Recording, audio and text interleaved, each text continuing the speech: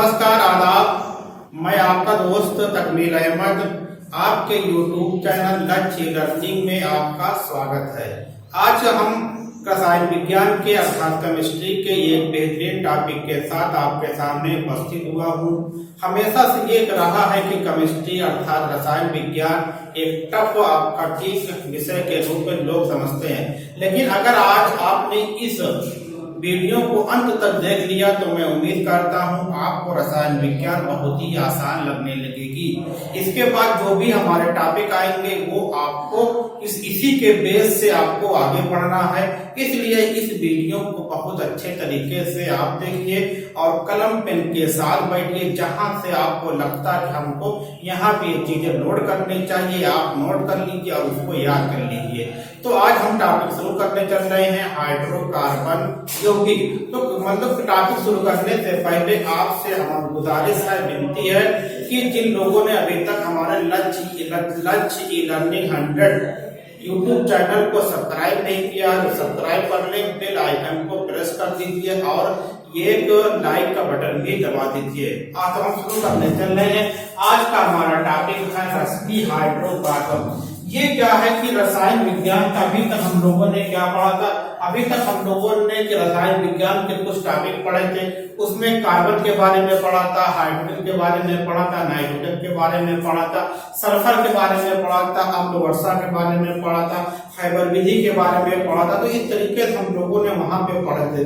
लेकिन ये टॉपिक आपको क्या करेगा कि केमिस्ट्री की एक समझ उत्पन्न करेगा कि इसके द्वारा आपको केमिस्ट्री आसान होना शुरू होगी। तो सबसे पहले हम बात शुरू कर रहे हैं कि हाइड्रोकार्बन यौगिक किसे कहते हैं। तो अगर यहाँ पे एक शब्द है कि यौगिक किसे कहते हैं, अगर आपसे कोई कभी पूछ ले कि यौगिक और मिश्रण में क्या अंतर है तो आप वहां पे बताते हैं। यहाँ से शुरू कर रहे हैं कि हम सिर्फ बात कर रहे हैं यौगिक किसे कहते हैं। तो यौगिक की इंग्लिश होती है कंपाउंड। तो कंपाउंड या यौगिक उसको कहा जाता है जब दो या दो से अधिक परमाणु एक निश्चित अनुपात में मिले होते हैं, उसके द्वारा जो पदार्थ बनता है उसी को हम यौगिक कहते हैं। कहने का मतलब कि जैसे वाटर क्या है कि H2O 2:1। जब 2 अनुपात हाइड्रोजन का होगा, 1 अनुपात ऑक्सीजन का होगा, जब दोनों एक निश्चित अनुपात में मिलेंगे तभी क्या होगा, वाटर का जल का पानी का निर्माण होगा। अगर इसमें मतलब कि अगर हम 2 अनुपात हाइड्रोजन को ले लें, 2 अनुपात ऑक्सीजन को ले लें तो क्या होगा कि पानी नहीं बनेगा, तो वो हमारा क्या होगा, यौगिक नहीं होगा। तो यौगिक के लिए क्या होता है कि जब दो यहाँ डिफिनेशन बोलना हो, अगर आपको लिखना तो लिख लीजिए कि जब दो या दो से अधिक परमाणु एक निश्चित अनुपात में मिले होते हैं, इनके मिलने से जो पदार्थ बनता है उसे यौगिक या कंपाउंड कहा जाता है। जैसे जल H2O, उसमें कितना होता है, जल का फार्मूला होता है या पानी का फार्मूला होता है H2O, इसमें 2:1 का अनुपात होता है। तो ये क्या हमने देखा, हमने देखा कि यौगिक की डिफिनेशन देख ली, जल के बारे में जान लिया, इतनी चीजें हम लोगों ने अब जान लिया। अब बात यहाँ पर आती है कि हाइड्रोकार्बन यौगिक किसे कहते हैं। यहाँ पर हम लोग क्या बात करते हैं, अगर हम हाइड्रो को H मान लें, कार्बन को C मानेंगे, यौगिक को हम लोग यौगिक मानेंगे। तो कहने का मतलब कि जब ऐसा यौगिक जिसमें केवल हाइड्रोजन और कार्बन के ही तत्व उपस्थित होते हैं, ऐसे यौगिक को हम हाइड्रोकार्बन के यौगिक कहते हैं। फिर से डिफिनेशन बहुत ही आपको यहाँ पे रिलैक्स होकर पढ़ना है। जो आर्ट ग्रुप के हैं वो खास तौर से ये आपको बहुत आसान लगे, केमिस्ट्री बहुत आसान है, ये मान के चलिए। अभी आप देखिए, अगर कोई आपसे पूछता है कि हमने क्या बताया कंपाउंड क्या होता है कि एक निश्चित अनुपात में हमने देखा, अब आगे लगा गया कि यौगिक के आगे क्या लग गया, हाइड्रोकार्बन। मतलब कि जब किसी यौगिक में या जब कोई यौगिक केवल हाइड्रोजन और कार्बन से ही मिलकर बना होता है उस यौगिक को हाइड्रोकार्बन यौगिक कहा जाता है। यहाँ पे हम लिख दे रहे हैं कि जब कोई यौगिक केवल हाइड्रोजन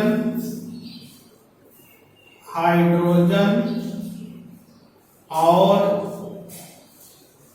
कार्बन के तत्वों से ही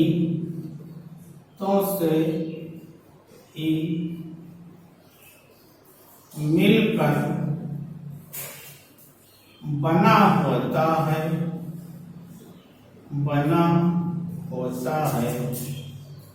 तब उसे हाइड्रोकार्बन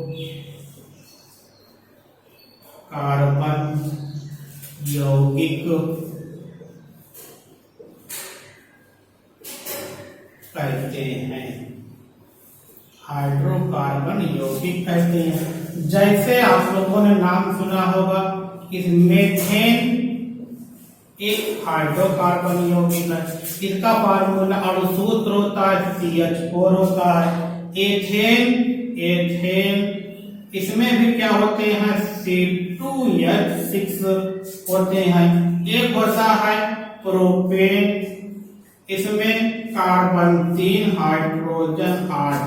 देख रहे हैं कि मीथेन हो, CH4 हो, आपका C2H6 हो, C3H8 हो, इसमें क्या है सिर्फ कार्बन और हाइड्रोजन है।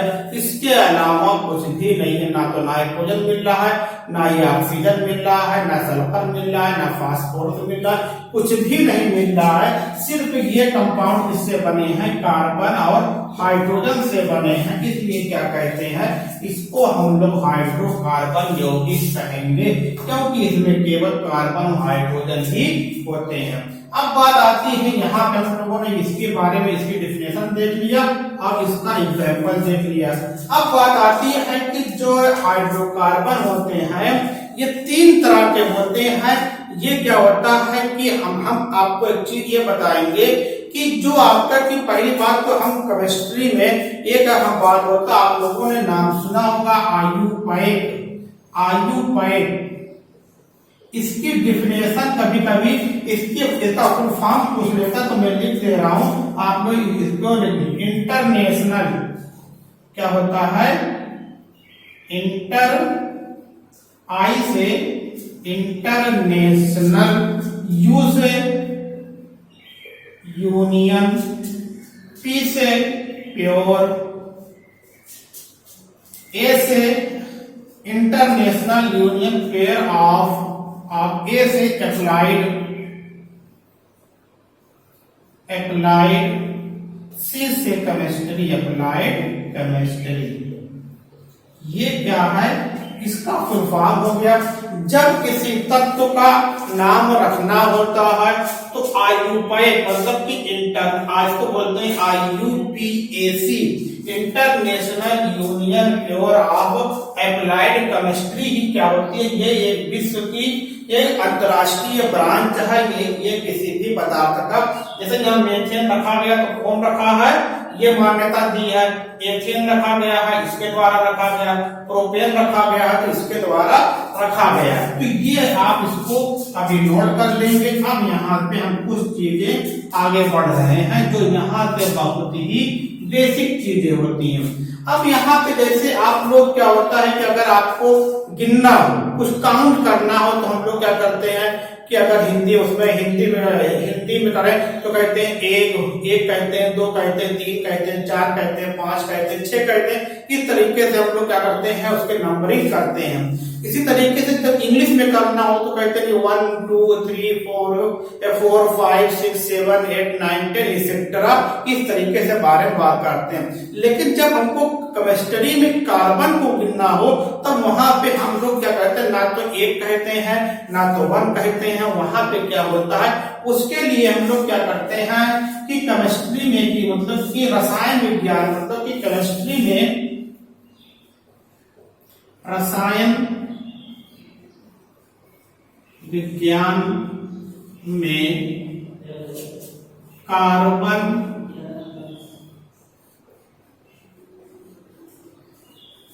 परमाणुओं की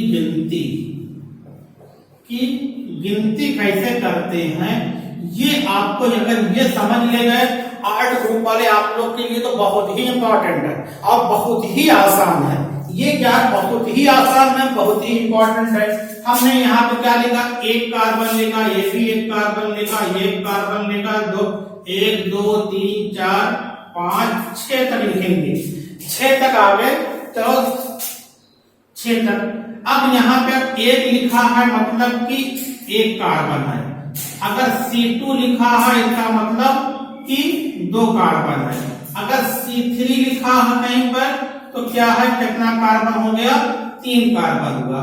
अगर C4 लिखा है इसका मतलब कि 4 कार्बन हो गया। अगर C5 लिखा है इसका मतलब कि आपका कि 1 2 3 4 की 5 कार्बन हो गया।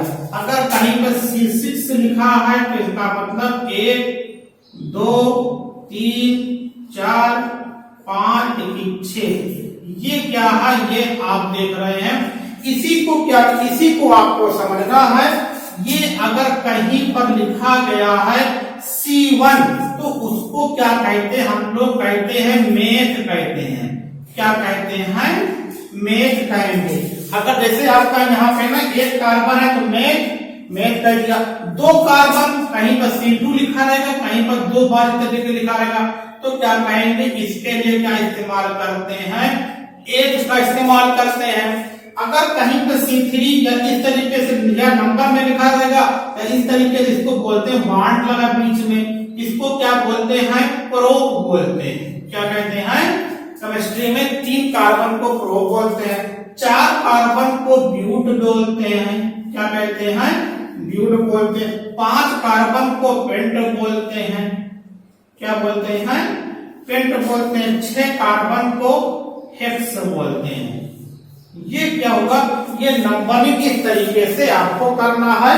सिंपल हो गया। इसको आप लोग बहुत अच्छे तरीके से इसको कलम पेन उठा करके मैं और लिख दे रहा हूं कि अगर 7 लिखा है इसी तरीके से 1 2 3 4 5 6 7, इसको बोलते हैं हेक्स हेप्ट।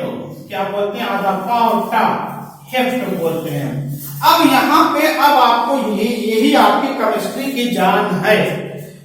आर्ट ग्रुप वाले आपके लिए बहुत आसान भी है, बहुत ही इंपॉर्टेंट है। देखिए अब यहाँ पे 1 कार्बन है तो मेथ कहोगे, 2 कार्बन है तो 1 मेथ कहोगे, 2 कार्बन के लिए 1 कहोगे, 3 कार्बन के लिए प्रोप कहोगे, 4 कार्बन के लिए ब्यूट कहोगे, 5 कार्बन के लिए पेंट कहोगे, 6 कार्बन के लिए हेक्स कहोगे, 7 कार्बन के लिए हेप्ट कहोगे।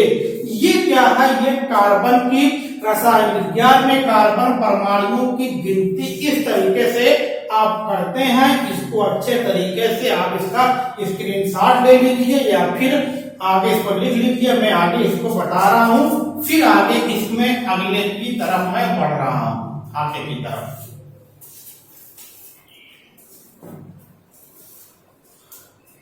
अब देखिए तो इतना हमने यहाँ सब, अब इसको मैं साफ कर दे रहा हूं, फिर आगे इसके बारे में बात करते हैं। तो ये आपको देख लिया होगा कि जब मतलब कि हाइड्रोकार्बन किसे कहते हैं, कि जब जिस यौगिक में सिर्फ कार्बन और हाइड्रोजन या हाइड्रोजन और कार्बन के ही परमाणु उपस्थित होते हैं एक निश्चित अनुपात में, तो उसे हम हाइड्रोकार्बन के यौगिक कहते हैं। जैसे मीथेन, एथेन, प्रोपेन। इसी तरीके से हमने इसके बारे में देख लिया। अब इसको मैं साफ कर दे रहा हूं, आगे फिर देखिए। ये आपका वीडियो अंत तक देखिए, आपको बहुत ही बेहतर तरीके से अब मैं जो चीजें लिखने जा रहा हूं वो आपको नंबर 1 की चीजें हैं। ये केमिस्ट्री की आत्मा कह सकते हैं, ऑर्गेनिक केमिस्ट्री की आत्मा है। और अक्सर बात आती है कि कार्बन, तो हम लोग कार्बन के बारे में हम आगे वीडियो में पढ़ा भी है। कार्बन का संकेत क्या होता है, कार्बन का संकेत कैपिटल C होता है। ये कार्बन का संकेत है। अब कार्बन की संयोजकता कितनी होती है, ये क्वेश्चन आता है आपकी। कार्बन की संयोजकता कितनी होती है, 4। याद हो गया।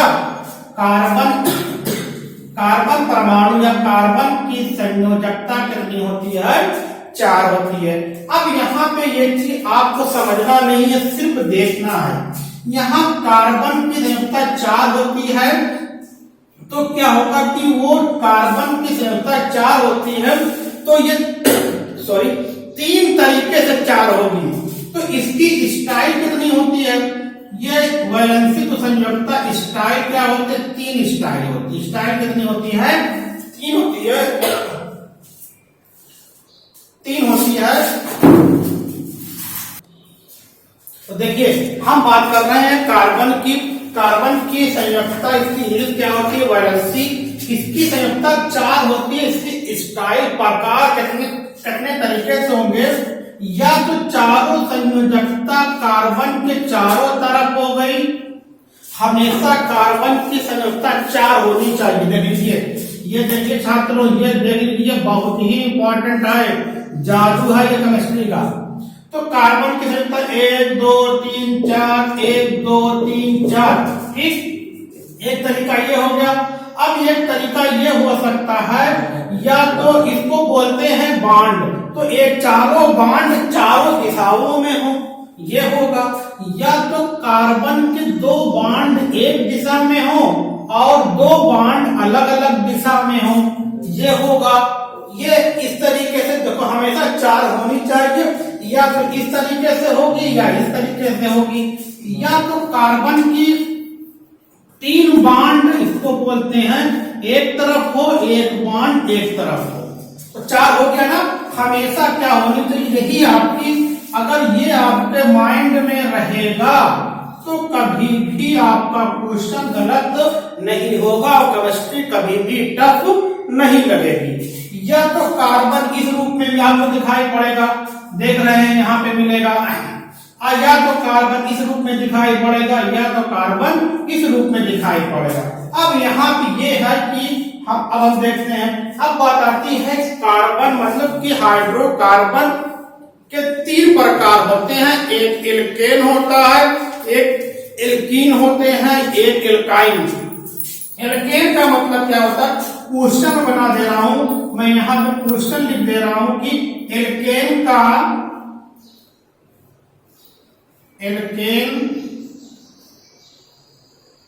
कामा एल्कीन तथा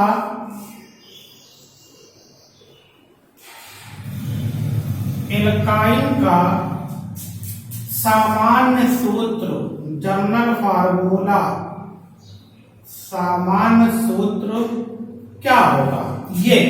तो एल्केन का सामान्य सूत्र होता है, आंसर क्या मैं बना दे रहा हूं, ये आपका बहुत इंपॉर्टेंट है।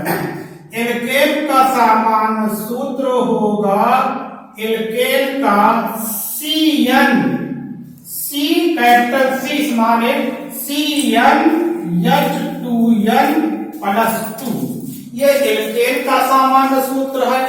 फिर बात करेंगे हम लोग एल्कीन। एल्कीन का मतलब क्या होगा, जब क्या होगा कि कार्बन के एक तरफ 2 बांड हो तो उसको एल्कीन कहते हैं। इसका सामान्य सूत्र क्या होगा, एल्केन का सामान्य सूत्र CnH2n+2 है। एल्कीन में क्या होगा, एल्कीन में होगा कि ये 2 हट जाएगा, सिर्फ बचेगा क्या, CnH2n बचेगा, Cn बचेगा, H2n बचेगा, फिर 2 हट गया। अब आपका एल्काइन में आइए, एल्काइन भी आपको यहाँ पे याद नहीं करना पड़ेगा, सिर्फ आपको रीजनिंग के तरीके से समझ लेना है। आपने 2 हटाया तो क्या बचा, CnH2n, 2 फिर हटाएंगे, जब 2 हटाएंगे तो माइनस लगा दोगे, तो यहाँ पे क्या हो जाएगा, CnH2n, फिर से लिख दे रहा हूं, देखिए CnH2n -2 को हटाना तो क्या लगा दोगे, -2। तो यहाँ पे आपने देखा एल्केन CnH2n+2, फिर 2 हटाओगे तो तो क्या एल्कीन में क्या बचेगा, CnH2n बचेगा। एल्काइल में क्या होगा, CnH2n और फिर क्या होगा, -2 होंगे। अब क्वेश्चन आता है कि एल्केन, एल्कीन, एल्काइन, अगर आपसे क्वेश्चन बहुत आसान क्वेश्चन आता है, यही क्वेश्चन करता है, एक कर देते हैं एल्केन का सामान्य सूत्र, तो क्या होगा, या CnH2n + 2 होगा। अगर कहता है एल्कीन का तो CnH2n होगा, एल्काइन कहता है तो क्या बताओगे, CnH2n, क्या यहाँ पर लगा दोगे, -2। तो तीनों आपको तीनों याद करना है, जो छोड़ के जाओगे वही क्वेश्चन पेपर में आपको दिखाई पड़ेगा, इसलिए आपको ये चीजें याद करके जानी है। तो बेहतर आपका, हमने क्या कहा, इस तरीके से हमको ये समझना है।